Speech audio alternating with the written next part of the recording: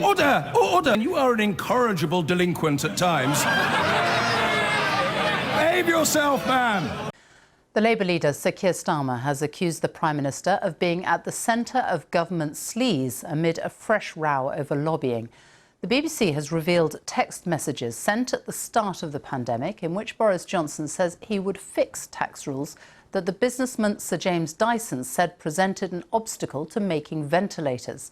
The Prime Minister says he makes no apology for moving heaven and earth to get ventilators during the pandemic.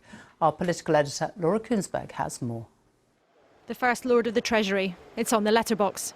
The most powerful politician in the country. Have you and other ministers broken the rules, Prime Minister? Who we now know had been texting one of the wealthiest men in the land, who wanted guarantees that his company wouldn't pay extra tax if they worked in the UK making ventilators for the NHS. Sir James told the Prime Minister, "We are ready, but nobody seems to want us to proceed. Sadly, James." Boris Johnson promised, "I'll fix it tomorrow. We need you." Then he said, "Rishi," referring to the Chancellor, "says it is fixed. We need you here." The reply, "I'll give the ventilator our all." But later, Sir James pressed again. "We really need Rishi to answer the letter," going on to say, "He's freed up your ability to be in the UK, but not to work there, even in support of this national emergency." The Prime Minister's assurance, "James, I am First Lord of the Treasury, and you can take it that we are backing you to do what you need." But given the public importance, were those private conversations appropriate? I make absolutely no apology at all, Mr. Speaker, for shifting heaven and earth and doing everything I possibly could. I think any Prime Minister would in those circumstances. This shows once again that favours, privileged access, tax breaks for mates, they're the main currency of this Conservative government. We take the tough decisions that are necessary to protect the people of this country and get things done. Sleaze, sleaze, sleaze. And it's all on his watch. Ministers can talk to firms and outside organisations about government business, but officials should be present. If not, any significant content should be passed back to the department as soon as possible. Number 10 says the Prime Minister did do this in a timely way. They must act and take decisions in an open and transparent manner. The Prime Minister's promise to publish his text messages about COVID contracts, quite the commitment. There isn't a doubt about the scramble in those early, desperate days of the pandemic. But the rules that govern ministers' behaviour were in place then, just as they are now. And several sources familiar with what was going on at the time have told me there were concerns even then. First of all, the importance. Sir James is a well-connected Brexiteer. In the past, even invited to a meeting at the cabinet table. And at the start of the pandemic, the Prime Minister asked him to help make ventilators, then in short supply. But the contract never came off. We're ready to go, ready to produce it. We've bought the components. And then the Cabinet Office said they didn't want it, they didn't need it. Sir James told the BBC he was responding to the Prime Minister's request during a national emergency. And his texts were simply seeking compliance with rules. 450 Dyson people worked round the clock 7 days a week to build potentially life-saving equipment. No companies received any benefit from the project, and Dyson voluntarily covered £20 million. But worries been building in Westminster about links between politicians and the private sector, with questions for number 10 now too, about whether the Prime Minister's own contacts have been too close for comfort. And from a political point of view, I think this issue probably divides the crowd. You might have read those texts and thought, what's all the fuss about? Equally, you might have read those texts and thought, oh, that just seems all too cosy. More broadly, I think there is a growing feeling here at Westminster that the rules that are meant to provide guidelines for any of these kinds of issues are a bit out of date and maybe not up to snuff. And at the very least, it's a distraction that Downing Street could well do without, and an issue that their opponents have really got their teeth into in the last couple of weeks, and an issue that they show no sign of letting go. Laura Kunsberg, thank you. Other news now, the Prime Minister has defended a text message exchange with businessman Sir James Dyson about the tax status of his employees. Boris Johnson promised to temporarily fix tax rules to help the Dyson company produce ventilators at the start of the pandemic. Labour said it was evidence of sleaze and cronyism, but Mr Johnson said he would make no apology. Now, the Prime Minister has defended text messages he sent to the Conservative donor Sir James Dyson, in which he pledged to fix the vacuum entrepreneur's concerns about tax rules. The messages, first seen by the BBC, were sent in March last year, when the government was trying to persuade Dyson to supply extra ventilators to the NHS. Here's our political editor, Gary Gibbon. Dyson unveiled their ventilator design last spring. The Prime Minister was very pro, but James Dyson said his Singapore-based team didn't want to start paying UK tax if they came here to work on it. Frustrated the government didn't seem to be listening to that plea, he messaged Boris Johnson's mobile phone. We are ready, but nobody seems to want us to proceed. Sadly, James. Boris Johnson messaged back, I will fix it tomorrow. We need you. And fix it he did. Tax law was changed, waiving the normal rules for people coming to help with COVID. The Dyson project was actually abandoned, but those texts, the Labour leader said, smelt bad. What does the Prime Minister think is the right thing to do if he receives a text message from a billionaire Conservative supporter asking him to fix tax rules? If he's referring to the request from James Dyson, I make absolutely no apology at all, Mr Speaker, for shifting heaven and earth and doing everything I possibly could, I think any Prime Minister would in those circumstances, to secure ventilators for the people of this country and to save lives. Every day there are new allegations about this Conservative government.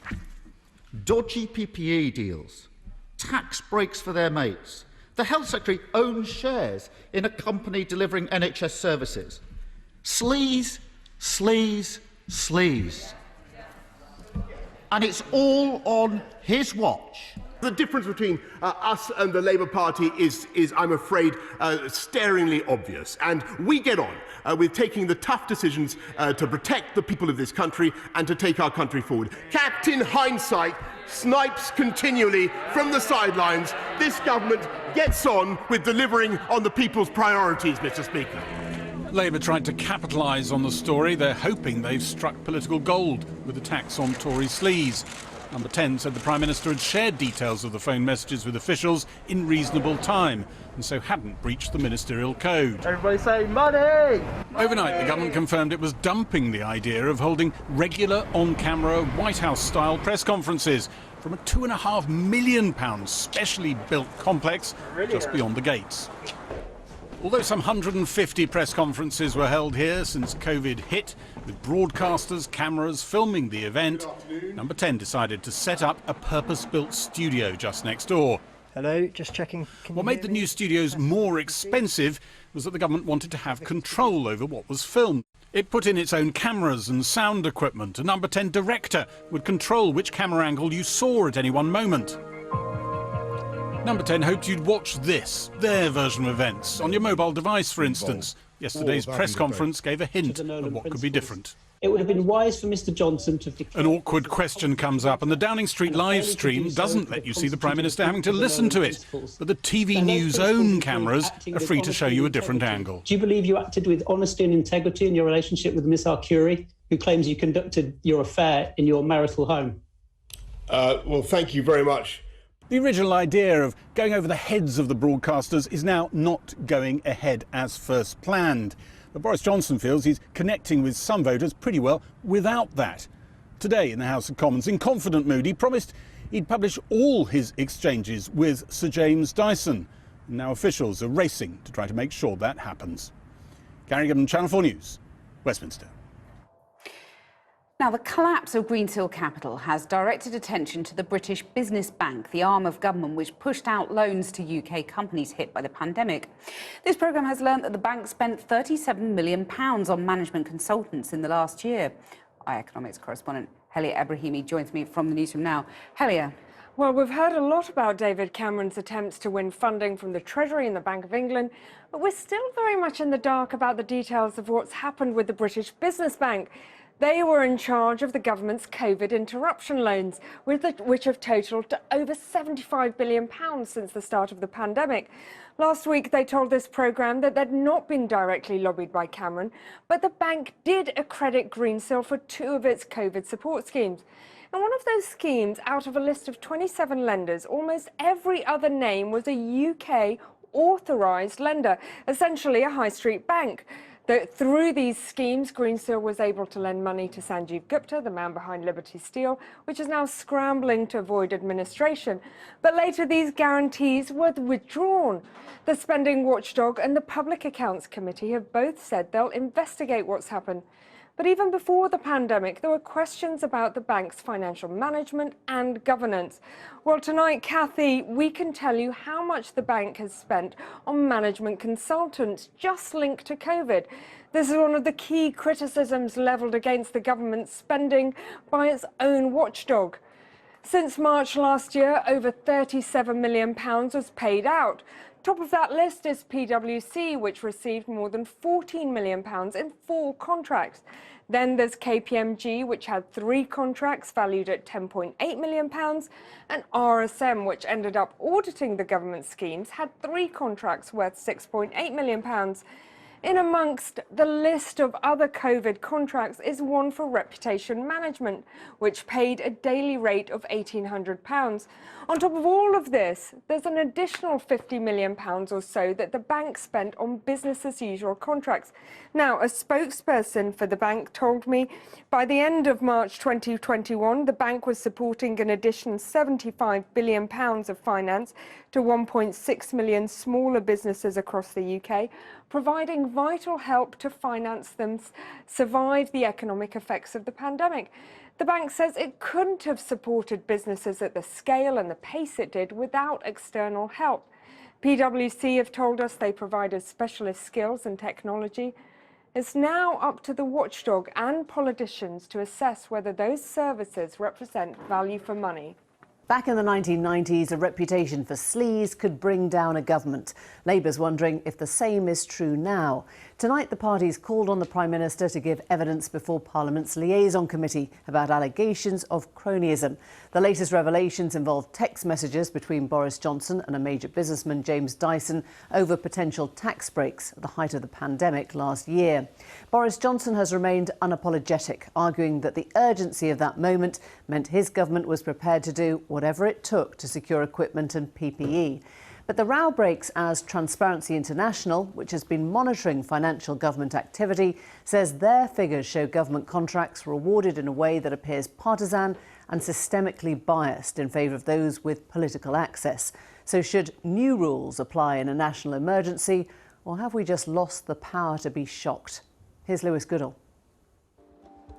The central question in British politics right now is how business is transacted within British politics right now. Through a WhatsApp message here, a FaceTime there, a gentleman's agreement over text, the 2021 equivalent of a gentle word in the ear. Because for months now, Westminster, in one form or another, has been convulsed by suggestions that the rules are being bent. From the bullying allegations which weren't acted upon, I'm sorry that my behaviour has upset people, to unlawfully failing to publish details of PPE contracts, to a housing secretary who signed off a development for a Tory donor against advice. I'm not blind to the fact that things could and should have been done differently. To a Prime Minister accused of repeatedly misleading the House. All I will say is that the contracts are there on the record for everybody to see. To a former Prime Minister turned lobbyist being paid to try and change government policy. And now that the Prime Minister had personally intervened to assist James Dyson to change tax rules to allow his company to more easily bring in employees to make ventilators in the pandemic. Texts obtained by the BBC showed a Prime Minister only too willing to oblige. "We're ready, but nobody seems to want us to proceed," said Dyson. "I will fix it tomorrow," said the Prime Minister, before adding later, "Rishi says it's fixed." Sleaze, sleaze, sleaze. Mr Dyson has denied any impropriety whatsoever, but today, politically, you could see the relish on Keir Starmer's face. How many other people with the Prime Minister's personal number has he given preferential treatment to? If he's referring to the request from James Dyson, I make absolutely no apology at all, Mr. Speaker, for shifting heaven and earth and doing everything I possibly could, as I think any Prime Minister would in those circumstances, to secure ventilators for the people of this country and to save lives. The Prime Minister went on to pledge that he would publish all of his text exchanges in relation to COVID contracts, though Number 10 won't say when. Some say that there's a balance to be struck. If you try to eliminate all the informality, not only do you reduce one of the elements of political democracy, which is the ability to talk informally to the people who govern us, but you also remove a potential source of efficiency. You've got to get a balance right. There must be controls, checks and balances. But if we try to eliminate all informal contact in government, we will make governing and politics almost impossible. For the Prime Minister's part, Labour suggests that he's broken the ministerial code. The code says that a private secretary or official should be present for all discussions relating to government business. Number 10 said that these texts were indeed declared in a timely manner. The code also says that departments will publish quarterly details of ministers' external meetings. These exchanges weren't declared because they're not a meeting, another example critics say, where the rules haven't kept up with the times. Things that sort of require transparency, depending on whether you actually physically meet people, do seem incredibly out of date nowadays, given that hardly anyone meets anyone and people do exchange messages like this. I think the key thing is, do we know about it? Is it fed properly into the system? And, as they say, is it recorded? So maybe we do need to tweak the rules to put in a requirement that actually anything that could be construed as lobbying needs to be properly declared, whether there's a physical meeting or not. Ministers feel that a few rules being broken here and there in the middle of a pandemic isn't going to exercise the public too much. But this isn't about one story, but a wider one, about a potential stench that the public may be sniffing around the PP contracts, around the lobbying scandal, a fear in government that this may all be registering. And for an opposition which has struggled to make any advance against a government which is now so dominant in the wake of its vaccine success, it represents one of the few open doors against which they can push. That's why they keep repeating that word, sleaze, again and again and again. It feels politically, at least, therefore, that this is a story, a set of stories, which still has legs. Indeed, just tomorrow, a respected international think tank will issue its own verdict on how government has spent its way through the pandemic. We've looked forensically at 1,000 contracts, totalling around £18 billion of public spending, and really very concerningly found that 20% of them, one in every £5 spent on contracting in the response, has one or more conventionally accepted corruption red flags.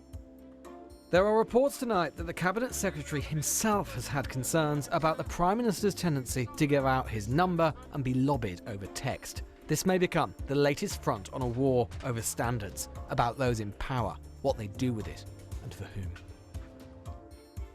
Lewis Goodall with our report there. In response to the Transparency International finding, a government spokesman told us all PPE procurement went through the same assurance process and due diligence carried out on every contract. Ministers have no role in awarding them. The priority list was widely advertised across government as a way of more quickly triaging offers of support. Well, we invited the government onto the programme. They said no. Joining us now, Margaret Hodge, the MP for Barking and former chair of the Public Accounts Committee, Dominic Grieve, former Conservative Attorney General, and Joe Twyman from Delta Poll, who can give us the public's view on all this. And welcome to you all. Margaret, if I can just start with you. Lewis there was calling it a story or a set of stories. Perhaps that's more accurate. But in that first story of the texts, I guess there is a simple way to explain the row, which is that in the middle of a pandemic, you ask for things urgently and you give people whatever it takes. Well, of course you do that. But there are two things arising out of the text story, if we can deal with that. The first thing is the interference of the Prime Minister in the tax system of an individual and an individual company. That is outrageous. I'm honestly, Emily, shocked by that. We don't have a minister in charge of the tax authorities because we want to ensure that no minister can get involved in the individual tax affairs of a person or a company.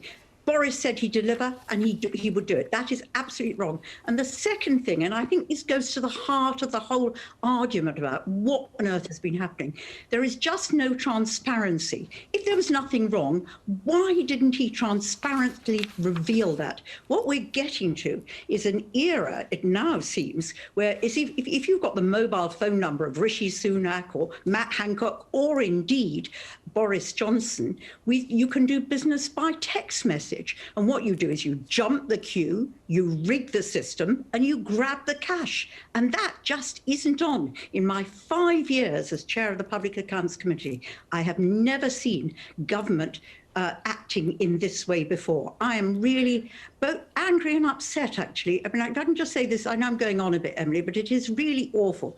I just feel it's not just the PPE contracts, it's who gets appointed, it's how you deal with influence, it's access to power, it's access to money. And I feel that Britain is in danger of losing its moral compass in the world.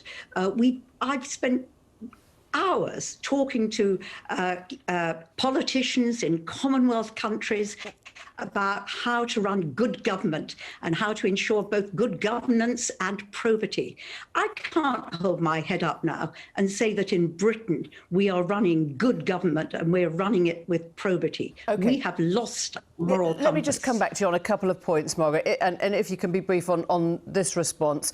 You heard Danny Finkelstein in that piece say, look, as soon as you start trying to monitor all informal content or all informal communication, then government falls apart. Isn't the problem that we are in a texting culture now, that 2021, that's how things happen? And if you want things to happen quickly in a pandemic, that's what you get?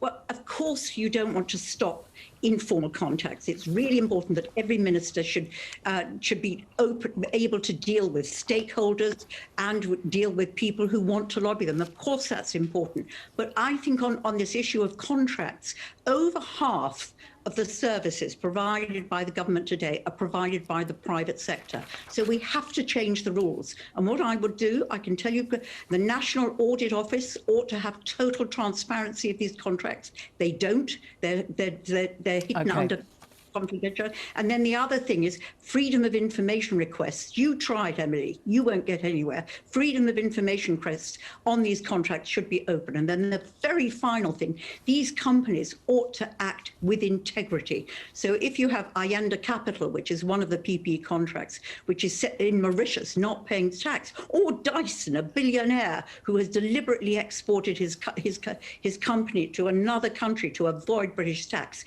we should be not using the hard-earned taxpayers' money to fund those companies who refuse to contribute to the common pot for the common. OK, let me just pick up with Dominic Grieve on some of those points. And if I can ask you, with your legal hat on, Dominic, you've heard Boris Johnson today, completely unapologetic. Is there any law that has been broken here? I mean, on the wider findings of Transparency International, they flagged up that £18 billion had been spent, 20% of which they said had corruption red flags on them. Is that a law being broken? It would only be a law being broken if there was evidence that the contracts had been awarded corruptly by ministers. Clearly, ministers are going to be lobbied, and I don't think that's going to stop, nor should it stop. But ministers need to have integrity, and that includes being able to demonstrate that contracts awarded by government have been done on an objective basis. And what Transparency International have revealed is enough doubt on that it should be a serious matter for the government. I also agree with Margaret that the idea that the Prime Minister can give an assurance that somebody won't be subject to tax when tax is entirely a matter for the Inland Revenue Commissioner, for the Commissioners of Revenue, I do find quite extraordinary, because he's in no position to do that legally at all. So, Joe, is this cutting through? I mean, you've heard the force with which, both Labour and Conservative parties have spoken, admittedly, not this government or this cabinet. Do people get this? Does it cut through? Do people understand it? Does it matter? Well, historically, stories about lobbying don't really tend to cut through. They don't tend to make much difference at all. If you go back 10, 20 years to the various events that we've had, they don't really have much cut through with the general public because the general public doesn't really understand lobbying. You can ask about the specifics of the incident, and indeed polls will be asked, and they're very likely to show that people don't agree with what happened, think what happened was wrong, and believe that the rules should be tightened. But at the same time, if you ask them, well, should charities have special access to ministers in order to explain the specifics of their circumstances? People are far more likely to be positive.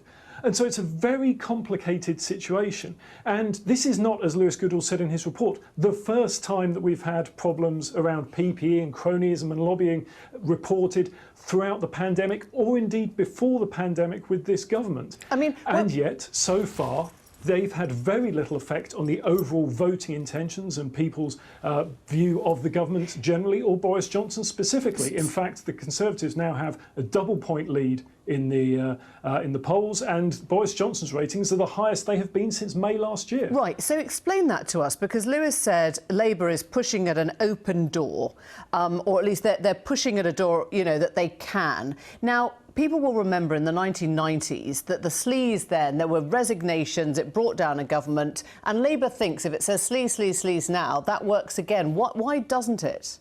Because the circumstances are completely different, mainly, though not entirely, caused by COVID and the government's reaction to the pandemic. We are in a totally different situation, a unique situation in so many ways. And the government's popularity and Boris Johnson's own personal popularity is very much tied to success, or indeed perceived success, with the public in dealing with the pandemic. And so as vaccination rollouts prove to be successsul, as infection rates fall, as lockdowns are released, that resonates very well with the public. And yes, people may say, oh, well, what about in the longer term? And I'm sure that once the dust settles, there will be thoughts about exactly what has gone on. But at the moment, the majority of people are focusing on whether the government is doing the right thing or the wrong thing on coronavirus, and really nothing else matters. Right, and that's what many in your party will say going into the local elections, Dominic Grieve. Do you think the government is right strategically to double down? Just say, yeah, we'll publish the text, publish and be damned? Well, I'm glad to hear the government is going to publish.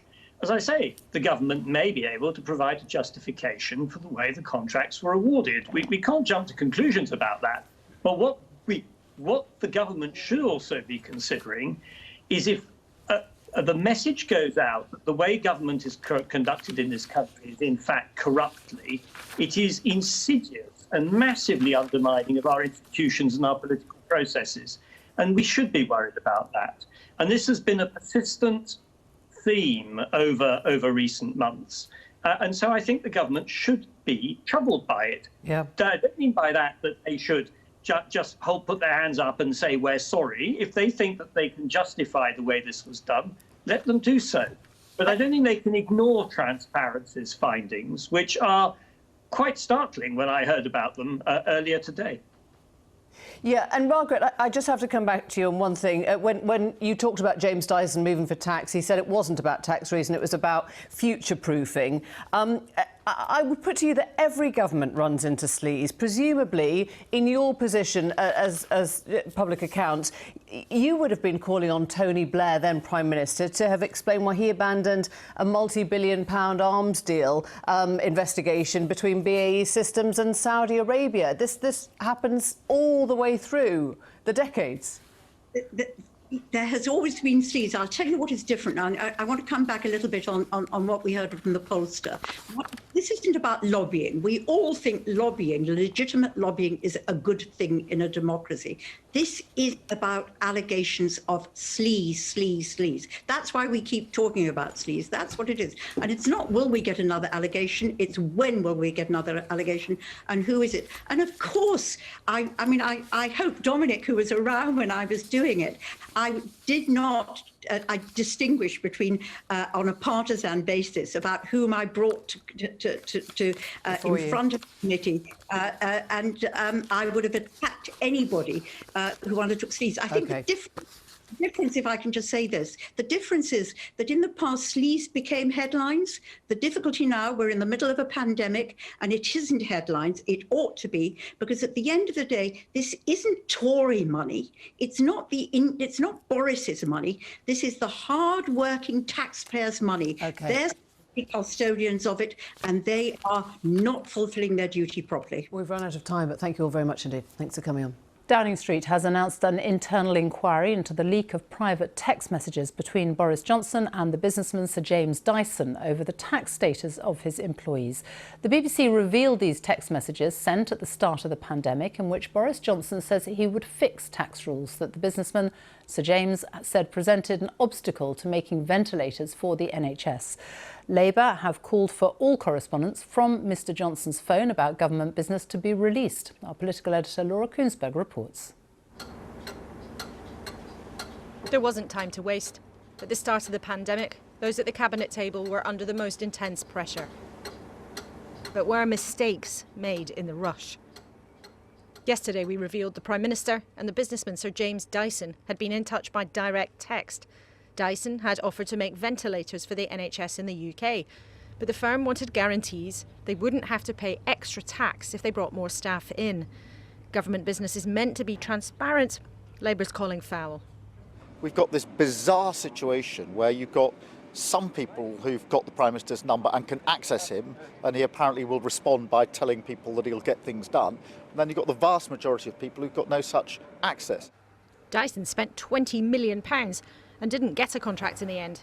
The firm says they were only trying to comply with the rules. So James became a UK tax resident again this week. And ministers have defended what went on. What the Prime Minister did was to ensure that things happened. Now, this is the dither and delay of the socialists. They don't want to do things. They want to put the process ahead of succeeding. Let us praise Dyson for all that he has contributed to British manufacturing, a huge success that he has been. There were concerns in government, though, about how Boris Johnson communicates. One senior Whitehall figure told me there was great anxiousness about this Prime Minister doing deals on WhatsApp. Nobody trusted him. Nobody knew what was improper. And Number 10 did not officially deny today claims that Boris Johnson had been advised to change his phone number in the autumn. Downing Street emphasises this was happening during an emergency. Adamant nothing went wrong and confident of some public sympathy. But it's not the only strand of concern about access and influence, raising doubts about whether this is a government that really plays fair. Whatever the tangle, one question is the same. Can you be sure those with the wrong motives never sneak behind the gates? Laura Kunsberg, BBC News, Westminster. The most senior civil servant at the Treasury, Sir Tom Scholar, has said the failed finance company Greensill Capital persistently lobbied the department to be included in the government's COVID support schemes. Sir Tom said the former Prime Minister David Cameron, who was an advisor to the firm, had rung him and sent him a series of text messages, but all the proposals put forward were rejected. Mr Cameron has said there's been no wrongdoing. Separately, the Bank of England has released a series of messages showing Mr Cameron and Lex Greensill's attempts to persuade it to extend support to cover Greensill Capital's activities. The Treasury's most senior civil servant has told MPs that he received text messages and a phone call from David Cameron on behalf of the failed financial firm Greensill Capital. Sir Tom Scholar said he took the call because he used to work for him. The Bank of England also released correspondence showing the former Prime Minister lobbied them, as was first reported on this programme. In a letter, Mr Cameron bemoaned the fact he had, quote, failed to get anywhere with the Treasury. In a separate development, the Cabinet Office is to investigate the leak of text messages between the entrepreneur Sir James Dyson and Boris Johnson.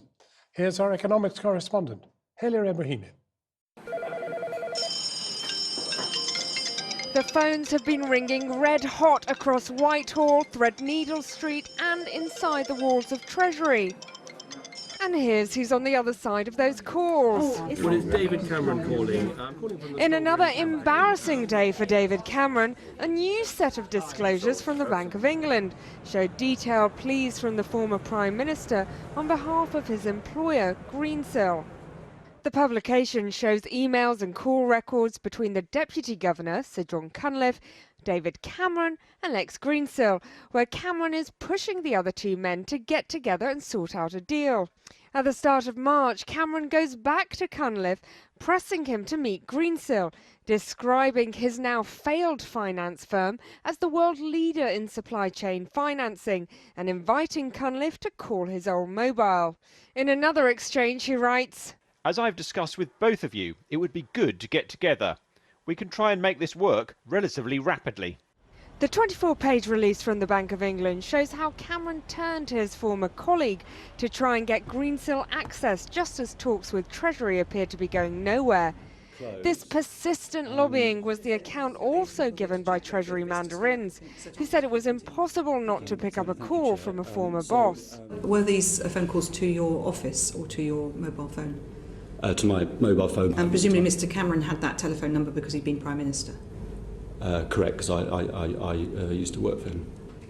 Did you take these calls more readily because they were made to you from the former Prime Minister?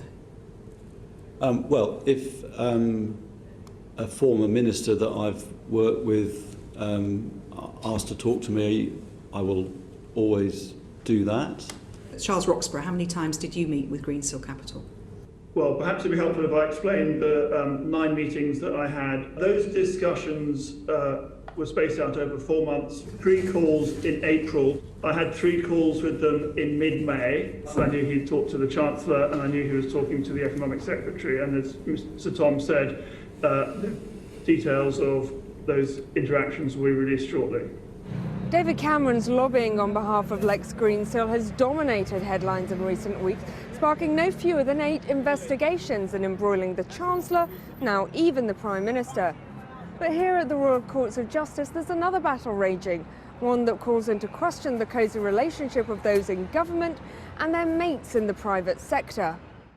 The government spent more than £12 billion on PPE equipment in the teeth of the crisis, but the spending watchdog criticised it for creating a high priority lane, where companies who were referred by ministers or officials ended up being 10 times more likely to win lucrative contracts. The Good Law Project has taken the government to court over this, and today the case saw private emails from civil servants made public, showing their concerns about the process. In one exchange, an official warns about the damaging effect the VIP lane is having. Unfortunately, if he jumps to the front of the queue, it then has a knock-on effect to the remaining offers of help. We are currently drowning in VIP requests and high-priority contacts that do not pass due diligence. Far from this VIP lane being a device whereby ministers can sensitively and with great regard to the public interest identify the best quality suppliers, what civil servants are saying is, no, we are being overwhelmed by crap and we can't get to the good stuff because we're spending so much time dealing with your associates. The government says it did whatever was necessary in the crisis to make sure lives were saved. But the daily churn of revelations has helped Labour's attack line that there's a rising tide of sleaze. With 8 investigations already on the go and a new one just launched into the Prime Minister's own texts, allegations of cronyism are proving hard to shake off.